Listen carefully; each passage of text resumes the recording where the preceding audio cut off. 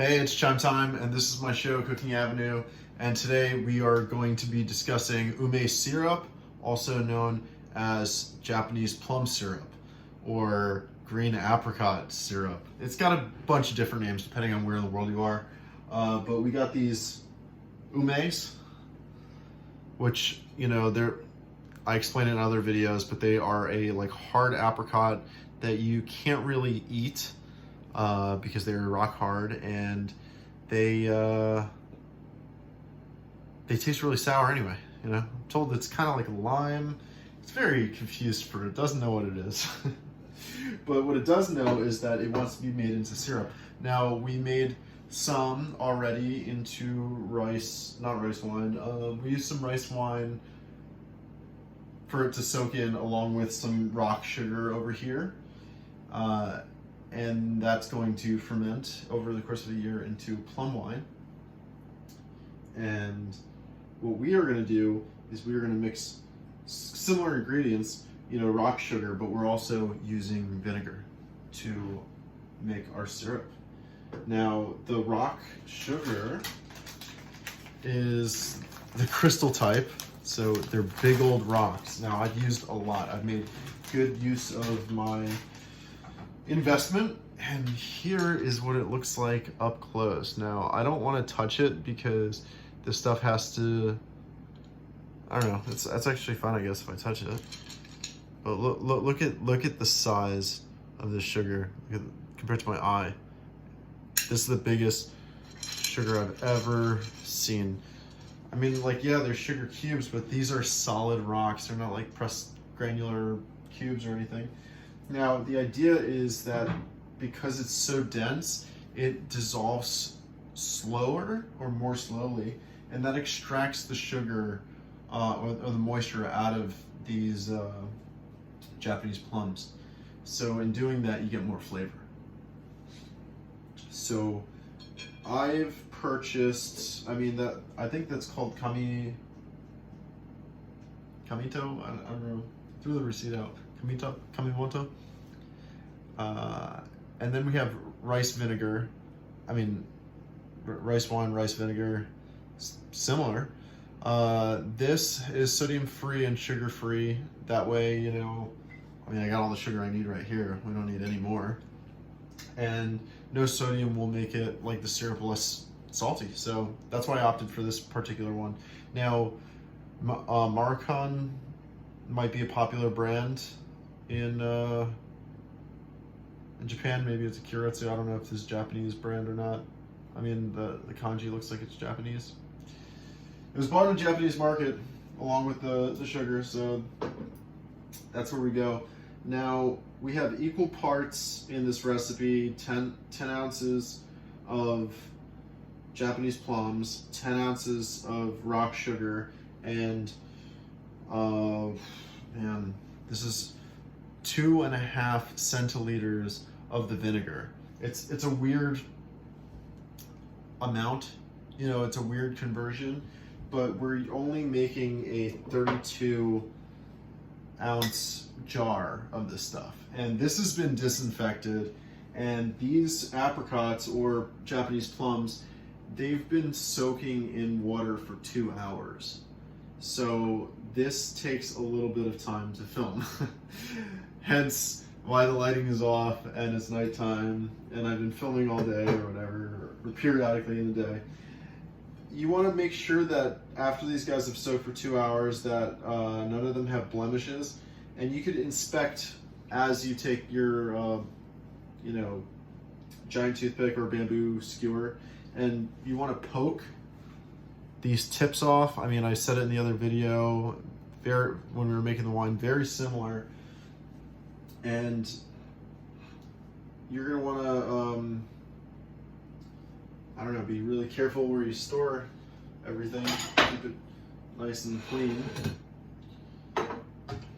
So clear ones are going to go in the bowl. I'm going to move a garbage can so I can throw out these pits. And there we go, each individually, one after another. Pick out the bottom, inspect. This one was already done, look at that. Pure luck of nature. Yeah, this is another one. Good one. Woo. My luck is run dry. But yeah, keeping busy. It is the Great American Shutdown, as you hear me say in every episode. This one seems a bit hollow. I hope that's fine. It's got almost a little blemish, but it's almost fine. I don't want to mess with the mixture too much. I don't want to get greedy either. The reason why you pick the pits out is because these pits, they disintegrate into like a biomass that is more conducive for the growing of seeds. So I'm assuming there's seeds or a pit inside these, and you know, this stem spurs the growth into maybe like a root or something. I mean, that's what fruits are. Fruits are supposed to provide nutrients for the seed to grow in, so that the tree can continue populating, you know. Plant reproduction, 101. Okay, this one's good.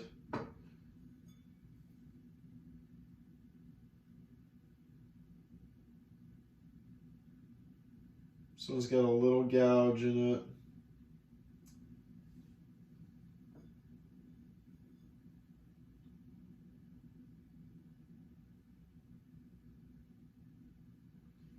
Now a gouge won't do. I don't. Oh yeah. I don't. I only saw one part of it, but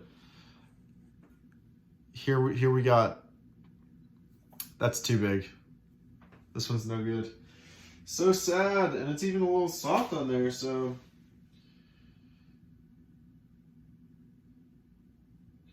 I try to buy them as fresh as possible. This guy's looking a little raisin-like, so I'm gonna leave him out. We're gonna throw some of the rock salt back in the container.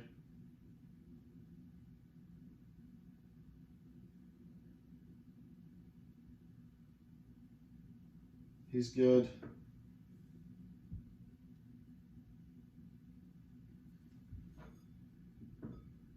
I hope I remove the pit. We'll find out one way or another, but I don't want to be pleasantly surprised. I'll tell you that.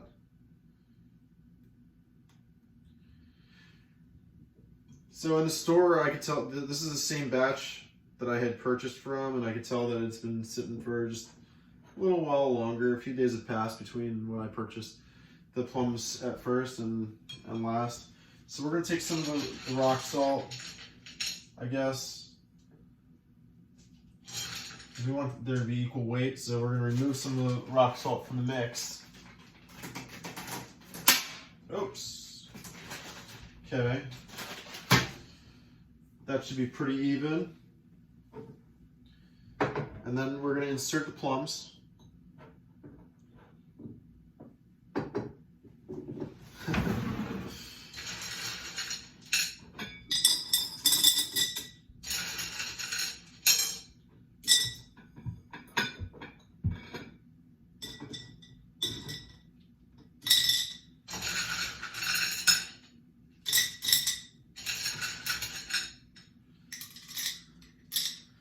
Here's what it looks like so far. And this syrup is supposed to be mixed like a fifth of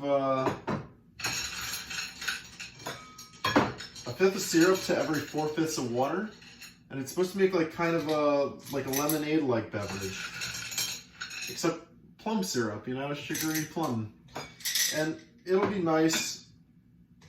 This is seasonally available, I think, around springtime anyway. So it's a spring-like drink. And seriously, we are just barely fitting all the contents of our of what we're making here. So again, 32-ounce jar. 10 ounces of the rock sugar, a little less, like, you know, because I removed a bit, but 10 ounces rock sugar, 10 ounces of the Japanese plums. And then lastly, we got the 2.5 centiliters of, I don't know if you can see that. It's shaking around, but there really is 2.5 centiliters in there of the sugar-free, sodium-free rice vinegar. So we're gonna drizzle that over the top.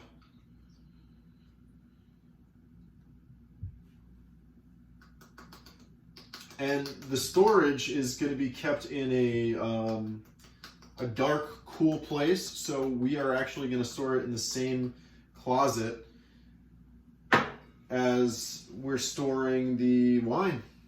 You know, I'm sure like the fridge is dark and cool, but it wasn't really clear to me in the recipes anything else besides dark and cool. And that could be because of the translation or the person who wrote it just felt that was enough information. That's why they wrote it. And now we're going to cap this thing, which, yikes, where's the lid? Where's the lid, Chime Time? Where's the lid? Oh, man.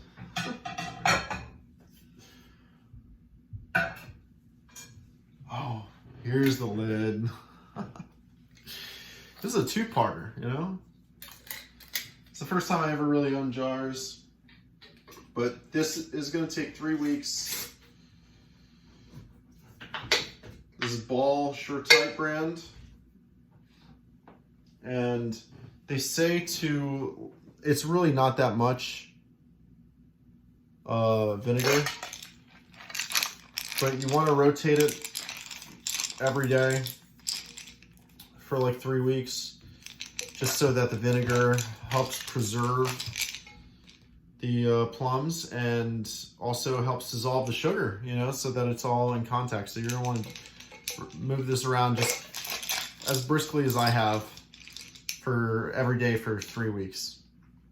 And by then you'll see the liquid start to collect at the bottom more and more. And by the time all the rock sugar, it's hard to believe, will be fully dissolved. And when it's fully dissolved, then all that will be left will just be the plums and the syrup, and then you could remove the said syrup from the rest of the plums, throw the plums out. I'm assuming they should have changed color by then. Make sure to, you know, rinse off as much of the syrup as you can in the bottom of the container. At least that's what I'm hoping for or imagining. And the rest, from what I'm reading, is that the rest of the syrup can be stored in a refrigerator after that point to be enjoyed over the course of a few days. I wouldn't wait. I would consume that stuff as soon as it's ready, because I don't like to leave anything in the fridge to chance. I'm very cautious. Some would say paranoid, but I like to stay cautious because it's for safety, you know. I like to, and freshness, you know. You can't replace freshness. Immediacy all the way, especially with fruits and vegetables. Like fish, you buy it, you cook it, like within a few hours of buying it. You want it to be caught the same day. Yeah, I am so picky about that, especially sushi. Like in the United States, I will prefer to have sushi for breakfast, you know, earliest I can get it, the fresher it is, because they don't restock the fish throughout the day. So that they do in Japan, they do not in the United States, to my understanding. Anyway, I suck up everything I learned. But yeah, again, this is Ume Syrup, Japanese plum syrup. I'm Chime Time. This is Cooking Avenue. Thanks for watching. Live to love. Chime Time.